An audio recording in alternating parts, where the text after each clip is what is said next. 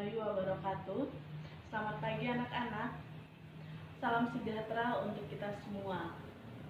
Semoga kita semua selalu dalam lindungan Allah Subhanahu wa taala.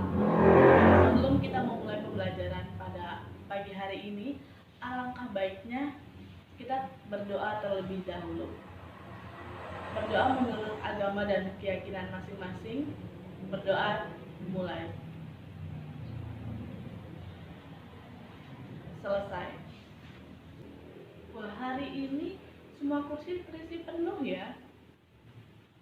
Ibu mau mengingatkan sedikit, apabila ada teman yang sakit dan tidak ada keterangan lebih dari 3 hari, itu tolong cari tahu ya. Kalau emang sakit, sebaiknya dijenguk bersama. Sekarang ini sedang maraknya COVID-19 ya anak-anak. Ibu harap kalian selalu menjaga kebersihan. Apabila berpergian keluar rumah, jangan lupa menggunakan masker dan sering mencuci tangan menggunakan sabun di air mengalir atau menggunakan hand sanitizer apabila setelah menyentuh fasilitas umum atau benda di luar sana.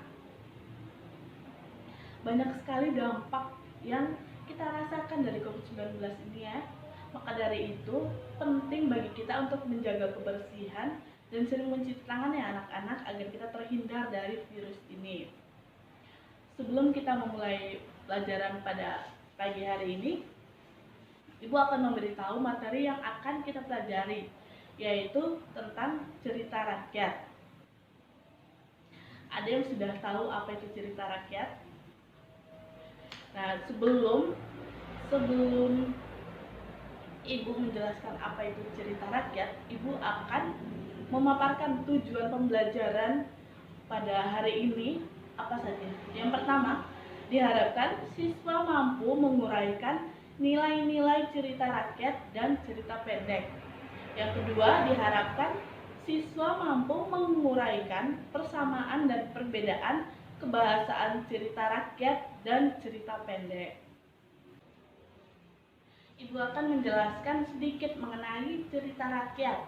Silakan simak PPT di depan. Ada yang sudah tahu apa itu cerita rakyat? Cerita rakyat merupakan cerita yang berkembang di setiap daerah dan menceritakan asal-usul atau legenda yang terjadi di suatu daerah, atau cerita yang berasal dari masyarakat dan berkembang dalam masyarakat. Cerita rakyat merupakan bagian dari dongeng. Unsur-unsur intrinsik yang terdapat pada cerita rakyat yaitu yang pertama, ada tema. Tema merupakan pokok pikiran yang menjadi dasar cerita yang dicetuskan oleh pengarang. Biasanya tema hikayat berupa kehidupan kerajaan atau hal-hal yang di luar nalar. Yang kedua adalah penokohan. Penokohan adalah cara pengarang menggambarkan dan mengembangkan karakter tokoh-tokoh dalam cerita.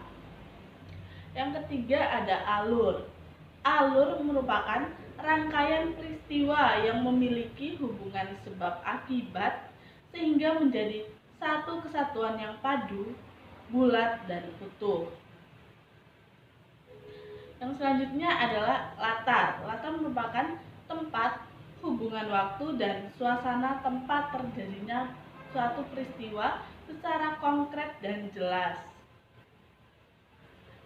Yang selanjutnya ada gaya bahasa.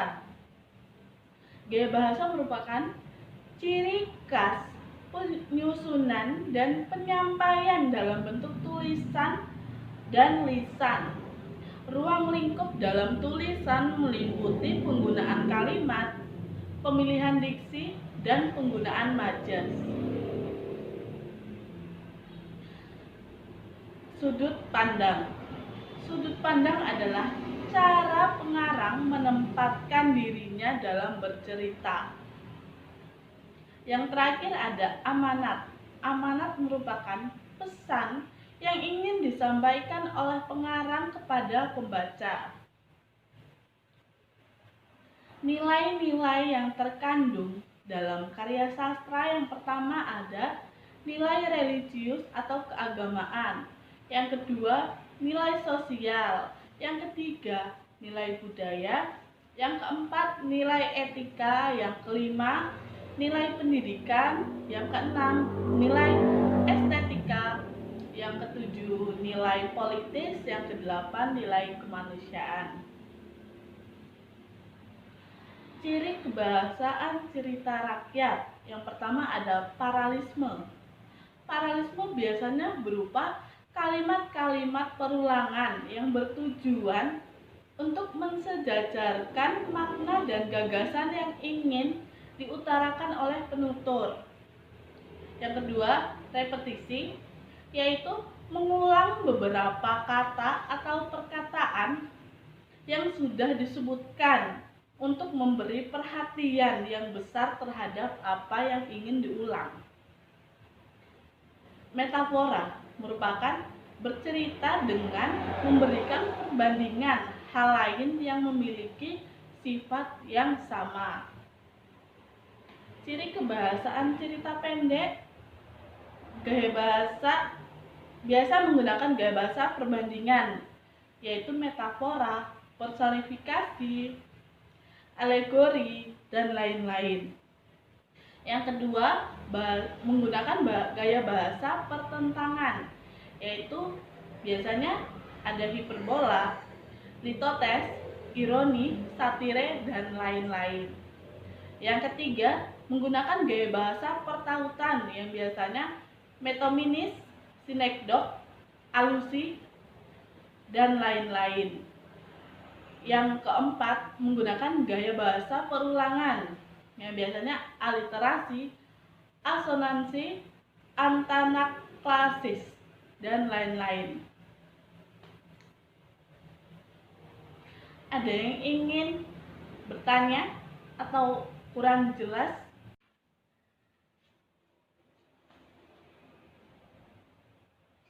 Nah, mumpung waktunya masih panjang, Ibu akan menjelaskan bagaimana langkah-langkah mengubah hikayat menjadi cerita pendek. Tahap pertama yang harus kalian lakukan yaitu membaca dan memahami hikayat yang akan diubah menjadi cerita pendek. Yang kedua, memahami unsur-unsur intrinsik yang terkandung di dalamnya. Yang ketiga, membuat kerangka struktur dari teks cerita pendek. Tahap selanjutnya, mengembangkan kerangka menjadi cerita pendek. Yaitu yang harus dilakukan yang pertama, menuliskan pokok-pokok isi cerita ke dalam kalimat-kalimat sederhana. Yang kedua, mengurutkan kalimat-kalimat yang berisi pokok-pokok cerita sesuai dengan alur cerita dalam hikayat. Yang ketiga, mengembangkan setiap kalimat yang berisi pokok cerita harus ke dalam paragraf. Yang keempat, mengatur paragraf-paragraf tersebut sesuai dengan alur cerita dalam hikayat. Menyunting cerita pendek, karena apa saja yang disunting dalam cerita pendek itu yang pertama, menyunting ejaan dan tanda baca. Yang kedua, menyunting pilihan kata atau diksi. Yang ketiga, menyunting kalimat. Ada yang ingin bertanya? Bagus. Sudah paham semua ya?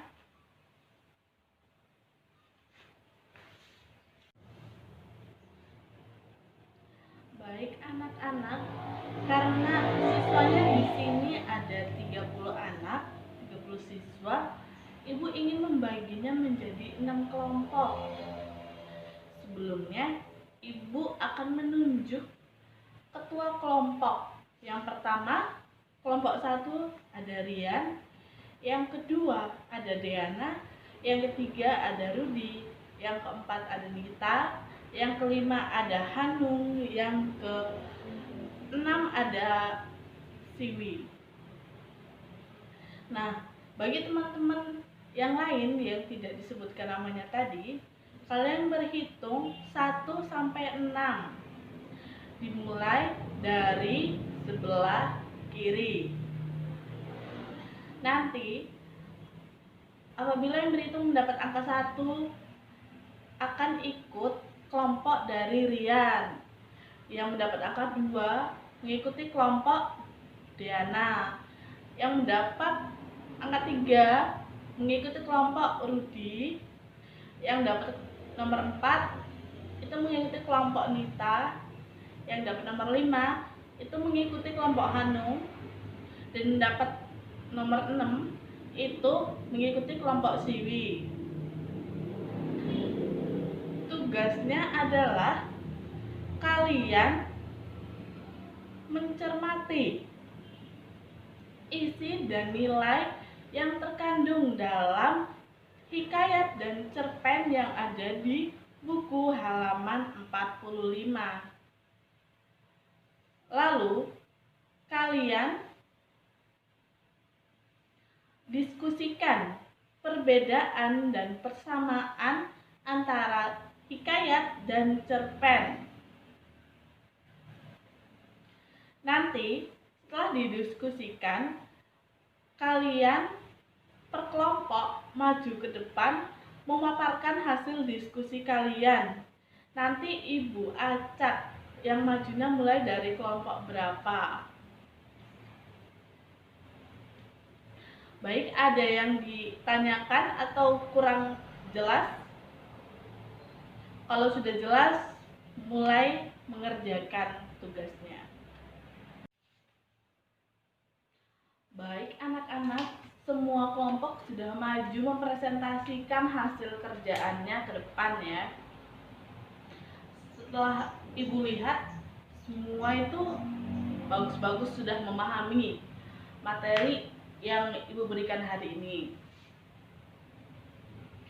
Untuk pertemuan selanjutnya, Ibu akan memberikan kalian tugas. Tugasnya yaitu tentukan nilai-nilai yang terkandung pada hikayat Panji Semirang dan cerpen Jodoh. Lalu yang nomor 2, tentukan aspek kebahasaan yang terdapat dalam penggalan hikayat Panji Semirang dan cerpen Jodoh. Nah, sebelum Ibu tutup pembelajaran pada pagi hari ini, Ibu ingin tahu siapa yang masih ingat apa yang sudah Ibu sampaikan sebelumnya. Apa itu pengertian hikayat? Siapa yang bisa jawab? Ya, coba. Iya, betul. Tepuk tangan. Siapa yang masih ingat apa saja unsur intrinsik yang terdapat pada karya sastra? Iya, betul. Tepuk tangan. Siapa saja yang masih ingat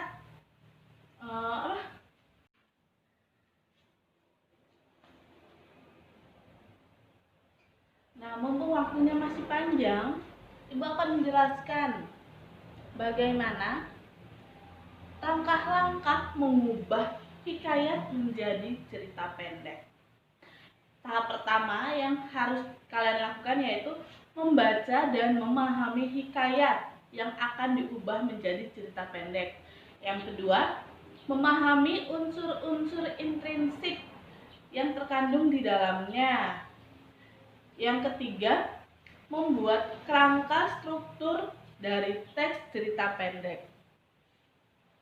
Tahap selanjutnya, mengembangkan kerangka menjadi cerita pendek. Yaitu yang harus dilakukan yang pertama, menuliskan pokok-pokok isi cerita ke dalam kalimat-kalimat sederhana. Yang kedua, mengurutkan kalimat-kalimat yang berisi pokok-pokok cerita sesuai dengan alur cerita dalam hikayat. Yang ketiga, mengembangkan setiap kalimat yang berisi pokok cerita harus ke dalam paragraf. Yang keempat, mengatur paragraf-paragraf tersebut sesuai dengan alur cerita dalam hikayat. Menyunting cerita pendek. Apa saja yang disunting dalam cerita pendek? Itu yang pertama, menyunting ejaan dan tanda baca. Yang kedua, menyunting pilihan kata atau diksi. Yang ketiga, menyunting kalimat. Ada yang ingin bertanya?